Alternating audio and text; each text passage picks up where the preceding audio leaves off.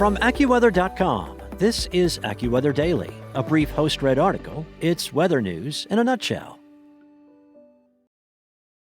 The same storm responsible for recent flooding in the Northwest and high winds in the northern Rockies will swing from the Midwestern to northeastern states to round out the week. As it moves east, the system will bring a surge of gusty winds and warmer air that favors rain, followed by a quick drop in temperatures that could lead to snow and icy travel for some behind that storm. Temperatures ahead of the storm reached their highest levels in weeks in much of the Ohio Valley and the Northeast on Thursday, and due to the storm's strength combined with a warm air surge, heavy thunderstorms developed in portions of the Mississippi and Ohio Valleys Thursday.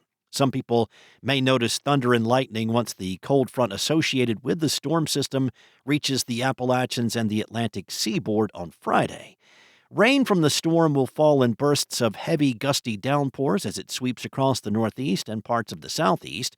Heavy rain falling on top of melting snow could lead to some urban flooding, especially in areas where snow piles block storm drains. Stiff southerly winds ahead of the cold front will lead to minor to moderate flooding at times of high tide into Friday morning. The water levels are expected to receive a boost from the upcoming new moon and higher astronomical tides. On the backside of the storm, it will be a race between strong winds drying off roads and sidewalks versus leading to a quick freeze-up. In parts of the Appalachians, mainly from Pennsylvania to upstate New York and northwestern New England, rain will mix with or change to accumulating snow Friday. A brief period of lake effect snow will shift from Michigan to the shores of Lake Erie and Lake Ontario, as well as in the same Appalachian zones from West Virginia to upstate New York.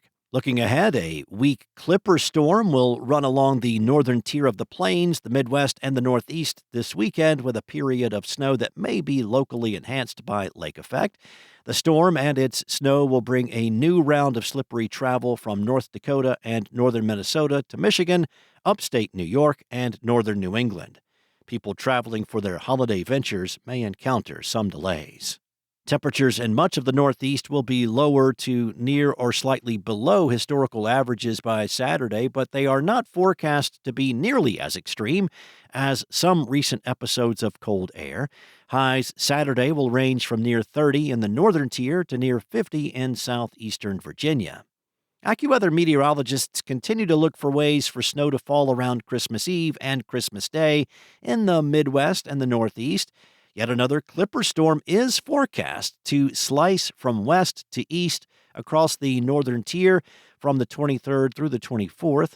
However, once again, snow may be limited to the northern tier.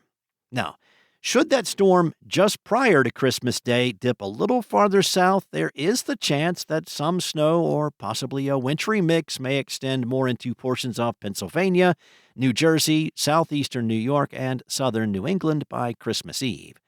At this time, though, odds favor a period of rain instead of snow. Shifting focus out to the Pacific Northwest, another dose of the Pineapple Express will affect that region to close out the week. Flooding rain earlier this week focused on Washington and Oregon, but has since shifted south. Northern California will be the main area of concern Friday. As of early Friday morning, a general 4 to 8 inches of rain already fell along the coast of Oregon and the Cascades. Totals through Friday are expected to be slightly less in the Interstate 5 corridor near Portland. As of Friday morning, Portland has reported a little over 2 inches of rain since Thursday morning. Any rain through this weekend could lead to renewed flooding across the Pacific Northwest. People living along streams and rivers in Washington should be prepared for a new surge of water, but not to the levels experienced in the past week, which approached records in some areas. Winds from the late-week storm will not be quite as intense as those of the midweek storm. However, some gusts can still easily knock over trees in the saturated soil. Another dose of strong winds will hammer the interior west from Friday. The weather set up through this weekend will be significantly colder in the Pacific Northwest when compared to late last week to the start of this week. The lower temps will result in much lower freezing levels, which is critical for the amount of snow in the Cascades and how low the snow levels will be. The colder conditions are great news for ski resorts in the area, which had to deal with rain either washing away the snow cover or making the snow that survived slushy. The colder conditions will also help to ease the avalanche risk. One major problem will be the accumulation of snow over the mountain passes. 1 to 2 feet of snow is forecast to fall on Snoqualmie Pass, Washington, the most traveled route through the Cascades in the state along Interstate 90 on Friday. Stevens Pass is projected to receive 2 to 3 feet of snow, although the heavily traveled route in the northern Cascades is currently closed due to damage from the recent storms.